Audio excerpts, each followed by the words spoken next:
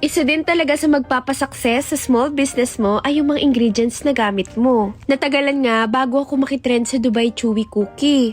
Hinanda ko kasi muna yung sarili ko at hinanap ko yung pinaka the best at madaling hanapin sa market. At itong malos nga ng sukere yung nagustuhan ko. Kahit saan pwede mo siyang mabili. Meron sa palengke, sa grocery store sa loob ng mall, convenience store, tindahan at syempre sa baking stores. In short, kahit saan ka magpunta, makikita mo tong brand na to. Kaya siguro madaming user at tumatangkilik nito kasi ang bilis lang talaga niyang lusawin. Ang perfect talaga nitong gamitin sa chewy cookie. And I want to share one of the most unforgettable moments sa baking journey ko.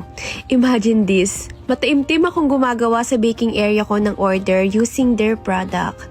But look mare, nasa World Trade Center ako at nagdemo sa kitchen theater. Grabe, sa harap ng napakaraming tao, doing live demo. Sobrang overwhelming pero sobrang saya din sa pakiramdam. I was invited to showcase a recipe using sukere marshmallow. And of course, dinala ko ang isa sa mga favorite creation ko at viral talaga ngayon. Yung Dubai Chewy Cookie at nag-share talaga ako ng recipe live na live. Pinakita ko kung gaano ka-versatile at kasarap gamitin ang malos. Ang ganda ng texture, perfect sa chewy desserts. This opportunity started when Miss Heather reached out to invite me to do live demo.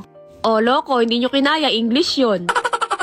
And for those who may not know, Sukere is a confectionery brand here in PH. Perfect yung mga products na binebenta nila pang snacks and pang baking. Habang ginagawa ko yung recipe live, sobrang sayang makita yung reaksyon ng audience. Ang gaan lang ng paligid at alam mong nakikinig talaga sila sa mga sinasabi mo. And I also want to say thank you to Miss Rose, my host during the demo. Grabe, napakagaling niya. Walang dead air, tuloy-tuloy ang kwentuhan, and she made the whole experience even more fun and engaging. Dahil dyan, palakpakan!